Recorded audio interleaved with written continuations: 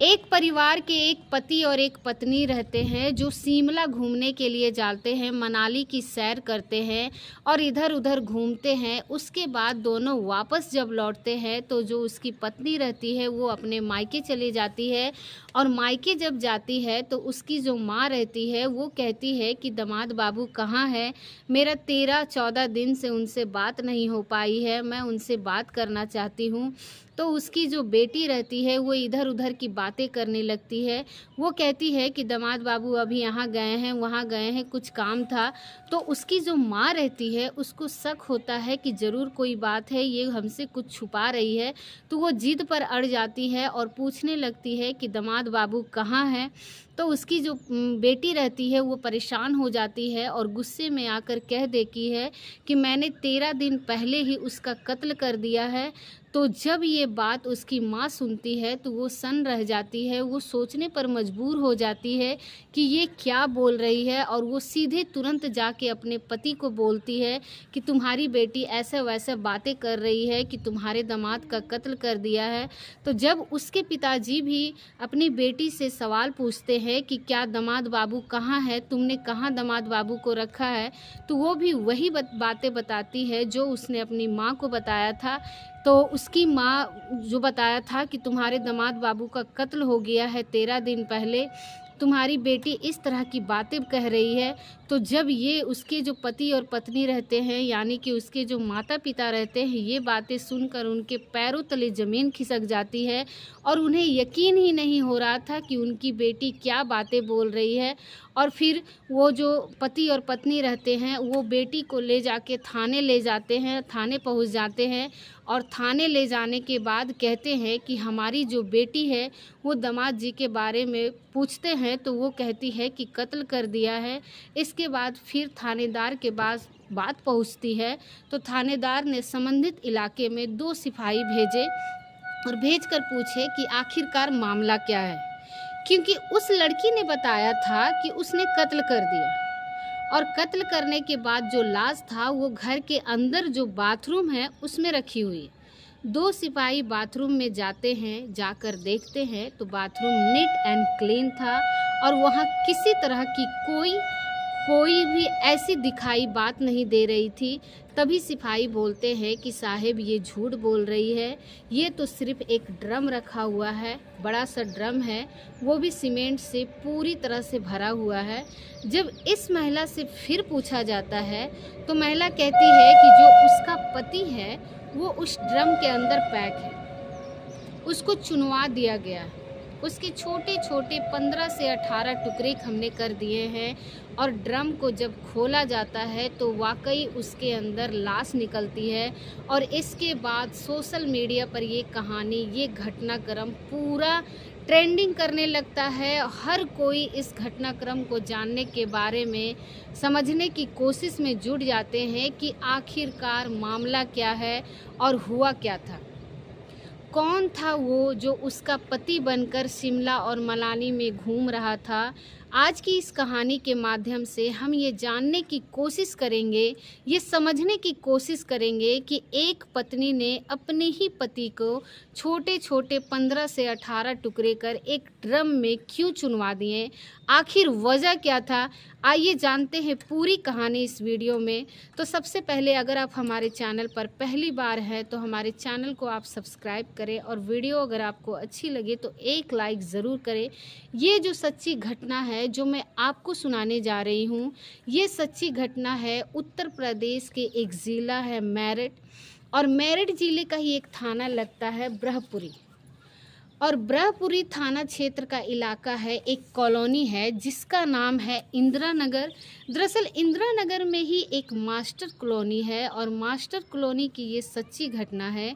एक लड़का है जो कि मार्चिस नेवी का पूर्व कर्मचारी होता है। 24 फरवरी 2025 को रात लगभग 8 या 9 बजे के आसपास की बात है। वो अचानक से लंदन से अपने घर पहुंच जाता है और लंदन से घर पहुंचने से उसके पीछे की एक वजह थी। जैसे कि अगली तारीख यानी कि 25 फरवरी आएगी रात को 12 बजे, जैसे 25 फरवरी की तारीख आगे बढ़ेगी तो उसकी पत्नी का जन्मदिन शुरू होता है और वो अपनी पत्नी के जन्मदिन के लिए सरप्राइज़ देना चाहता था। और ठीक उसके 2 दिन बाद यानी कि 28 फरवरी को उसकी बेटी का जन्मदिन होता है। तो इसीलिए माँ और बेटी यानी कि पत्नी और बेटी को वो सरप्राइज़ देना चाहता था और अचानक ही घर पर जब आता है तो घर में खुशियों के गीत से गाने लगते हैं और एकदम सरप्राइज़ देखकर सब लोग चौंक जाते हैं। ऐसे ही ये सब घर में ठीक ठाक चल रहा था और अगला दिन निकलता है। 25 तारीख को अपनी पत्नी का जन्मदिन मनाता है और 2 दिन के बाद अपनी बेटी का भी जन्मदिन मनाता है। घर परिवार के सभी लोग वहाँ पर आते हैं, केक कटता है और खुशियों के गीत गाए जाते हैं। सब कुछ ठीक ठाक चल रहा था, लेकिन जब 2-4 दिन और बीत जाते हैं, ये बात होती है 4 मार्च 2025 की रात लगभग 11 बजे के आसपास।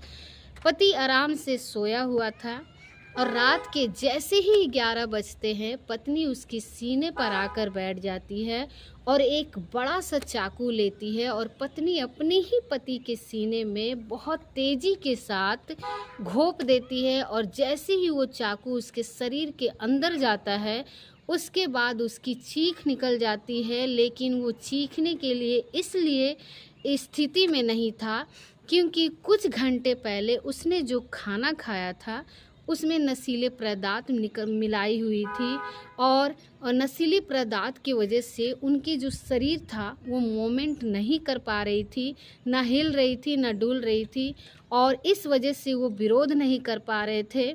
और इसी तरह से जिसकी वजह से वो अपनी पत्नी का कुछ विरोध नहीं कर पा रहा था, हिलने का कोशिश कर रहा था लेकिन वो हिल नहीं पा रहा था।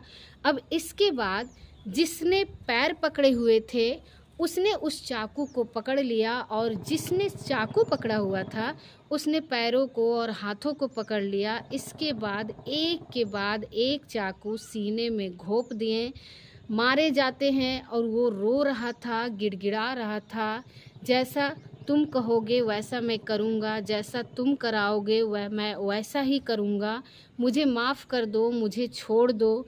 इस तरह की वो गुहार लगा रहा था और वो बोल रहा था कि मुझे माफ़ कर दो, मैं तुम्हें तलाक दे दूँगा, मैं तुमसे बहुत दूर चला जाऊँगा, तुम्हारी ज़िंदगी में कभी लौट के नहीं आऊँगा। कुछ इस तरह की कहता चला गया, लेकिन सामने वाले पर इस बात का कोई असर नहीं पड़ रहा था और ये आवाज़, ये बातें उसकी दोनों यानी कि जो चाकू पकड़ा हुआ था और जो हाथ पैर पकड़े हुए थे कातिलों के कानों तक पहुंच ही नहीं पा रही थी। और वो अपना बड़े आराम से बहुत इम्तिहान से काम कर रहे थे, ना उन्हें किसी की मरने का कोई फ़र्क पड़ रहा था। आखिरकार लगभग 25 से 30 मिनट तक वो व्यक्ति ऐसे ही दर्द से तड़पता रहा, ऐसे ही गिड़गिड़ाता रहा और एक बार वो दम तोड़ देता है। जैसे ही वो दम तोड़ता है, मर जाता है, उसकी नब्ज़ को देखा जाता है। अब यहाँ से ये दोनों यानी कि जो इसकी पत्नी होती है, इसका नाम मुस्कान रस्तोगी होता है और वो सोच रही थी कि इसकी लाश को कैसे ठिकाना लगाया जाए, क्या किया जाए। तभी वो अपनी प्रेमी से बातचीत करती है तो प्रेमी ने कहा कि परेशान मत हो, मेरे पास कुछ पॉलीथीन है और उस पॉलीथीन के अंदर इसकी लाश के टुकड़ों को पैक कर देंगे, उसके बाद शहर के अलग अलग हिस्सों में कहीं जाकर फेंक देंगे। और ये ऐसे प्लानिंग कर रहे थे, लेकिन उसने कहा कि अगर बार बार यहाँ से निकलेंगे तो मोहल्ले में सीसीटीवी कैमरे लगे होंगे, तुम कैमरों में आ जाओगे, फंस जाओगे, इसीलिए कुछ ऐसा करो जिससे कि किसी को इस बात का एहसास ना हो, किसी को इस बात के बारे में जानकारी ना हो। तभी वो रात भर इंतज़ार करते हैं और शरीर के अलग अलग टुकड़े करते हैं, बाथरूम में उस लाश को रखते हैं। उस लाश से जितना भी ब्लड बह रहा था, खून बह रहा था, वो बाथरूम में होता हुआ बाहर नालियों में बह जाता है और उसके शरीर के लगभग 15 से 18 टुकड़े किए जाते हैं और फिर अलग पैर, हाथ अलग, पैर अलग, सर अलग, धड़ अलग, जब शरीर के छोटे छोटे टुकड़े हो जाते हैं तो उसके बाद फिर अगला दिन निकलता है, यानी कि 5 मार्च 2024। इसका जो प्रेमी होता है सीधा बाज़ार जाता है और बाज़ार जाने के बाद जो सीमेंट की बोरी लेके आता है और साथ ही कुछ डस्ट लेके आता है और एक बड़ा सा ड्रम लेके आता है, और ये सब लाने के बाद अपने उसके बाथरूम में रखता है। और बाथरूम में रखने के बाद जितने भी टुकड़े थे जो कि पॉलीथीन के अंदर पहले से ही पैक थे, इसके बाद उसे डस्ट भी उसके साथ ही सीमेंट को घोलकर वो उस बड़े से ड्रम के अंदर रख देते हैं, और जो बॉडी की पार्ट्स होते हैं उन पार्ट्स को उसके ड्रम के अंदर डाल देते हैं। और अब यहाँ से दोनों, यानी कि इनका जो प्रेमी होता है मुस्कान और उसका जो प्रेमी होता है, यहाँ से एक प्लान करते हैं कि क्यों ना बाहर घूमने चलते हैं, घूमने के लिए, फिरने के लिए। और यहाँ से चले जाते हैं सीधा शिमला। और शिमला जाने के बाद पहले, हालांकि उनकी जो बेटी थी वो पहले से ही अपनी नानी के घर पे यहाँ ज़्यादातर रहती थी, 5 साल की थी और वो बेटी थी और वो घर पर बिल्कुल अकेली रहती थी। प्रेमिका जब तक आना होता रहता था, पति अक्सर लंदन में रहता था, यहाँ से चले जाते थे। मोहल्ले वालों को इस बात बता दी गई थी कि मैं अपने पति के साथ शिमला घूमने के लिए जा रही हूँ, उसके बाद हमारा प्रोग्राम है मनाली घूमने को। वो घूमते हैं, घूम घाम के वापस जब आते हैं, आने के बाद वो प्रेमी जो है अपने घर निकल जाता है। और जो महिला होती है, इसका नाम मुस्कान रस्तोगी होता है, उम्र लगभग 26 साल के आसपास होती है, वो अपनी माँ के पास चली जाती है। माँ जो कि ब्रह्मपुरी थाना क्षेत्र का ही एक गोरापुरा इलाका होता है, वहाँ पर वो रहते हैं। और परिवार के लोग, माँ पूछ रही थी कि दामाद से कई दिनों से बातचीत नहीं हुई है, आखिरकार दामाद कहाँ है। लेकिन जब बार बार माँ यही बात पूछ रही थी तो लड़की गुस्से में आकर कहती है कि मैंने उसका कत्ल कर दिया, उसको मार दिया। जब उसकी माँ ने ये बात सुनी तो अपने पति से कहा कि तुम्हारी बेटी ने कुछ इस तरह का कांड कर दिया है, क्या तुम्हें पता भी है। 17 तारीख को ये बात वापस आए थे और 18 मार्च 2025 को ये नज़दीकी पुलिस स्टेशन यानी कि ब्रह्मपुरी थाने में पहुंचते हैं। वहां जाकर बताते हैं कि हमारी बेटी के ये करतूत, उसने इतना बड़ा कांड कर दिया। जब पुलिस वाले ये बात सुनते हैं तो पूछते हैं कि लाश कहाँ है, तो वो बताती है कि महिला, उसकी पति की जो लाश है वो बाथरूम के अंदर रखी हुई है, आप जाकर देख सकते हैं। जैसे ही 2 सिपाही यानी कि 2 जो सिपाही होते हैं वो मौके पर पहुंचते हैं, दरवाज़ा खुलता है। दरवाज़ा खुलने के बाद बताते हैं कि बाथरूम तो बिल्कुल नीट एंड क्लीन है, वहाँ किसी तरह की कोई दिक्कत नहीं है, परेशानी नहीं है। तभी उन्हें लगता है कि शायद ये जो महिला है वो झूठ बोल रही है। वो इंस्पेक्टर को सूचना देते हैं कि साहब ये तो झूठ बोल रही है, यहाँ तो कोई लाश वाश नहीं है। महिला कहती है कि वहाँ पर एक ड्रम रखा हुआ है, आप उस ड्रम को जब खोलोगे तो उसके अंदर लाश मिलेगी। ड्रम पूरी तरह से पैक था, क्योंकि वो पूरा सीमेंट से पैक हो चुका था, भर चुका था। उसमें ना किसी तरह की कोई स्मेल आ रही थी, ना कोई दिक्कत थी, परेशानी थी। अब यहाँ से पुलिस वालों को ये सूचना पहुँचती है। उसके बाद बड़े बड़े अधिकारी यहाँ पर मौके पर पहुँचते हैं। पूरे शहर भर में ये हंगामा खड़ा हो जाता है कि एक महिला ने अपने प्रेमी के साथ मिलकर अपनी पति की हत्या कर दी और लाश को ड्रम के अंदर चुनवा दिया, पैक कर दिया। दरअसल ये कहानी के अगर बैकग्राउंड में झांकने की कोशिश करेंगे तो ये कहानी शुरू होती है साल 2015 से। एक लड़का होता है जिसका नाम होता है सौरभ राजपूत।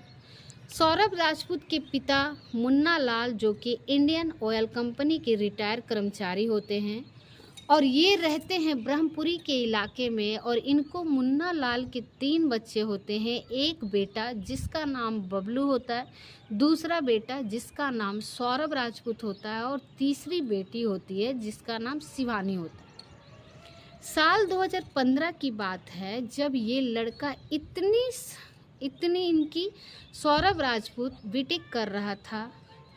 प्रथम वर्ष का छात्र था और इसके कुछ दोस्त रहते हैं। शास्त्री की कोठी के पास वो अक्सर अपने दोस्तों से मिलने के लिए चला जाया करता था। और एक दिन एक दुकान पर, जो कि गोरीपुरा के इलाके की दुकान होती है, वहाँ पर देखता क्या है कि एक लड़की है, जो खूबसूरत लड़की है, देखने में बहुत अच्छी लग रही है। दुकान से वो ख़रीदारी कर रही थी। उस लड़की को देखता है तो वो लड़की उसको देखती है, तो उन दोनों एक दूसरे को देखने लगते हैं और आँखों ही आँखों में एक दूसरे से इन्हें प्यार हो जाता है। तभी पहली ही मुलाकात में ये दोनों एक दूसरे के अपना नंबर भी बदल लेते हैं और जब इनका मन करता है तभी वो नंबर पे बहुत सारी बातें करते हैं। और बातें करते करते कब 7 से 8 महीने बीत जाते हैं पता ही नहीं चलता है। और इसके बाद जो लड़का होता है वो अपने परिवार से कहता है कि एक लड़की है जिसका नाम मुस्कान रस्तोगी है, मैं उससे शादी करना चाहता हूँ, मैं उससे बहुत प्यार करता हूँ। जैसे ही लड़कों को ये लड़के के पिता को बात पता चलती है, वो साफ साफ इनकार कर देते हैं कि हम अपने ही बिरादरी में तुम्हारी शादी करेंगे, इधर उधर शादी नहीं करेंगे। उधर लड़की वाले भी इस बात पर ऐतराज़ कर रहे थे, लेकिन लड़का और लड़की दोनों जिद पकड़ लेते हैं, प्यार करेंगे तो प्यार इसी से करेंगे, शादी करेंगे तो इसी के से करेंगे, जिएंगे तो साथ रहेंगे, मरेंगे तो मरेंगे साथ भी। कुछ इस तरह की कस्में खाने लगते हैं और परिवार के लोग टूट जाते हैं। आखिरकार सौरभ राजपूत और साथ ही उसकी जो प्रेमिका होती है, जिसका नाम मुस्कान रस्तोगी होता है, दोनों की शादी हो जाती है। और साल 2016 में जैसी ही शादी होती है, उसी साल 2016 में इसकी मार्चेंट नेवी यानी कि लंदन के अंदर नौकरी लग जाती है और ज़िंदगी पटरी पर आ जाती है।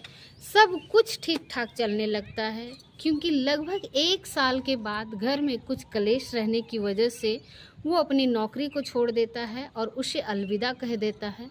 और नौकरी छोड़ने के बाद जब वो वापस आता है तो यहाँ पर वो अपनी पत्नी के साथ अकेले रहना शुरू कर देता है। और इसके बाद फिर वो फ्लाइट बोर्ड वगैरह किसी दुकान वगैरह का काम वाज करने लगता है। और जैसे जैसे वक्त आगे बढ़ रहा था, साल 2019 की बात है, उसको एक बेटी पैदा होती है। बेटी का नाम पीहू रखा जाता है, लेकिन ये अपनी माता पिता से, बहन से, परिवार से लड़का अलग रहने लगता है और अपनी पत्नी के साथ। और जब वक्त आगे बढ़ रहा था तो साल 2020 में लंदन में ही एक मॉल के अंदर उसको सेल्स मैनेजर की नौकरी लग जाती है और वहाँ ऊपर नौकरी करने लगता है। और इसका कभी कभार आना जाना होता था, महीनों महीनों वो घर से गायब रहता था। और इधर जो पत्नी रहती है, पत्नी अकेली रहती है और अपनी बेटी के साथ। लेकिन बेटी जो रहती थी ज़्यादातर नानी के साथ रहती थी। अक्सर नानी के साथ उसका वक्त बीता करता था और नानी और नाना उसको बहुत प्यार देते थे, खुश रखते थे। अब मुस्कान जो होती है वो अकेली रहती है। कुछ ही फासले से एक लड़का रहता था जिसका नाम होता है साहिल शुक्ला, जो कि पेशे से एक सीए होता है। और कब इन दोनों की आंखें चार हो जाती है, ये अकेले रहती थी। जब भी मौका मिलता था साहिल शुक्ला वो मुस्कान के मिलने के लिए उसके घर पर आया करता था और ऐसे रहते थे जैसे एक पति और एक पत्नी रहते हैं। वक्त आगे बढ़ने लगता है। साल 2023 की बात है। एक दिन इस सौरभ राजपूत को जब ये वापस लंदन से लौट कर आता है तो उसे अपनी पत्नी का मोबाइल मिल जाता है और मोबाइल में ही वो देख लेता है कि किस तरह से ये साहिल शुक्ला से बातचीत करती है, चैटिंग करती है। और उसने इस बात का ऐतराज़ किया। तभी ऐतराज़ करने के दौरान ही उसकी पत्नी मुस्कान ने साफ साफ बोल दिया कि वो तुमसे अलग रहना चाहती है, तलाक देना चाहती है और वो अपनी ज़िंदगी साहिल शुक्ला के साथ बिताना चाहती है। लेकिन जो सौरभ होता है वो तलाक देने से साफ इनकार कर देता है। इन दोनों के बीच में कभी कभार इस बात को लेकर विवाद रहता था, झगड़ा रहता था। हालांकि सौरभ ने इस रिश्ते को निभाने की तमाम कोशिश की, लेकिन ये रिश्ता ज़्यादा दिन नहीं चल पाता है, क्योंकि इसमें बिगाड़ खाता होता रहता है, झगड़ा होता रहता था। और एक दिन ऐसा भी आता है ये है 24 फरवरी 2025 की रात। वो अचानक से अपनी पत्नी को सरप्राइज़ देने के लिए आया था ताकि उसकी पत्नी खुश हो जाए, लेकिन वो नहीं जानता था कि उसकी पत्नी जो है वो आखिरी यात्रा होगी। अब उसके साथ उसकी ज़िंदगी में बहुत भयानक होने वाला है। दरअसल उसने अपनी 25 तारीख को पत्नी का जन्मदिन मनाया और अगले 2 दिन के बाद यानी कि 28 फरवरी को अपनी बेटी का जन्मदिन मनाया। जन्मदिन मनाने के बाद सब ठीक लग रहा था, सब कुछ ठीक ठाक था, लेकिन 4 मार्च 2025 की रात लगभग 11 बजे के आसपास उसका कत्ल कर दिया जाता है और कत्ल करने के बाद उसकी बॉडी को एक ड्रम के अंदर पैक कर दिया जाता है। जब ये मनाली और शिमला घूम कर आए थे 13 दिन के बाद, तब ये प्रेमी और प्रेमिका सीधा घर पहुंचते हैं और घर जाने के बाद वो कहते हैं कि अब इस ड्रम को उठाकर यहाँ से बाहर फेंक देते हैं। दोनों ने तमाम कोशिशें की उस ड्रम को वहाँ से फेंकने की, लेकिन दोनों मिलकर भी उस ड्रम को हिला नहीं पाए थे। और इस बात से जो साहिल होता है वो सीधा बाज़ार जाता है और जहाँ पर मज़दूर मिलते हैं, मज़दूर एक ठेके पर मिलते हैं। वहाँ जाने के बाद मज़दूरों से कहता है कि एक भारी सामान है, एक भारी वस्तु है, उसे उठाकर सीधा ई रिक्शे में रखना है। और ई रिक्शे भी लेके आते हैं और रिक्शा घर के बाहर खड़ा हो जाता है। 4 मज़दूरों को साथ मिलने के बाद मुस्कान और उसका जो प्रेमी होता है साहिल, वो कोशिश करते रहते हैं, लेकिन वो ड्रम अपनी जगह से हिलता नहीं है। इसीलिए वो परेशान हो जाते हैं और यहाँ से फिर मुस्कान अपने मायके चली जाती है। वो मायके जाने के बाद वो परेशान थी, उदास थी, लेकिन इसी बीच में जो 13 दिन का समय था, गैप था, 5 मार्च 2025 से लेकर 17 मार्च 2025 तक इसके सौरभ का फ़ोन चलता रहता है और सौरभ के घर वालों से भी बातचीत कर रहे थे, चैटिंग भी कर रहे थे, फ़ोन पे बातचीत हो रही थी, लेकिन बातचीत उसका बेटा नहीं कर रहा था, बल्कि उस मुस्कान का प्रेमी बात कर रहा था, जिसका नाम साहिल शुक्ला होता है। पुलिस ने इन दोनों को गिरफ्तार कर लिया और गिरफ्तार करने के बाद जो ड्रम होता है उसको अपने कब्ज़े में लिया। ड्रम को तोड़ा गया तो उसके ड्रम के अंदर उस सीमेंट का जो भी घोल था उसे सूख चुका था। उसके अंदर लाश के टुकड़े थे। पोस्टमार्टम कराया गया। पोस्टमार्टम से पता चला कि वाकई बहुत भयानक मौत, खौफनाक मौत उसको दी गई है। लाश उसे अपनी पत्नी की तलाक दे दिया होता तो शायद इतनी बड़ी वारदात होती ही नहीं, क्योंकि इस घटना के बाद ये मामला सोशल मीडिया पर हर किसी तरह से ट्रेंड करने लगता है। हर कोई इस घटना के बारे में जानने लगता है, कहने लगता है कि सब कुछ ठीक हो, लेकिन ऐसी पत्नी ना हो जैसे कि मुस्कान रस्तोगी हो। दोस्तों, इस पूरे घटनाक्रम को सुनाने का उद्देश्य किसी को परेशान करना नहीं, किसी का दिल दुखाना नहीं, बल्कि आपको जागरूक करना है, आपको सचेत करना है और ये भी बताना है कि अखबार के माध्यम से मैंने जानने की कोशिश की थी कि सौरभ राजपूत का जो नाम लिखा हुआ है दरअसल वो अनुसूचित जाति। ऐसा लग रहा था कि शायद उन दोनों के बीच कोई जाति का मामला हो या फिर क्या हो। पुलिस की जांच के बाद ही स्पष्ट हो सकेगा। सही शेड्यूल कास्ट की वजह से तो लड़का या लड़की परेशान तो नहीं थे, क्योंकि लड़की शायद बनिया थी और लड़का ये शेड्यूल कास्ट का था, बिलोंग करता था। और आगे पुलिस अभी जांच कर रही है। जांच के बाद आखिरकार कौन कौन से पहलू हैं, क्या वजह रही होगी इस हत्याकांड की, क्या प्रेमी था या प्रेमी जो गैर मौजूदगी में पत्नी के पास आया जाया करता था उसकी, और वो कई महीनों से दूर रहता था, उसकी जो खुद अपनी डिज़ायर सेक्सुअली डिज़ायर हो सकता था, उसको पूरा करने में वो इतना नज़दीक आ गया तो वो अपने पति को पूरी तरह से भूल जाती है। उम्मीद करते हैं कि आपको ये वीडियो बहुत ही ज़्यादा पसंद आया होगा। अगर आपको ये वीडियो जानकारी लगे, अच्छा लगे तो एक लाइक करके, अगर अभी तक आपने हमारे चैनल को सब्सक्राइब नहीं किया है तो हमारे चैनल को सब्सक्राइब कर वीडियो को लाइक ज़रूर करें। मिलते हैं ऐसे ही किसी नए वीडियो के साथ। तब तक के लिए आप सभी लोगों का बहुत बहुत धन्यवाद और आप अपना ख्याल रखें, अपने परिवार का ख्याल रखें। मिलते हैं।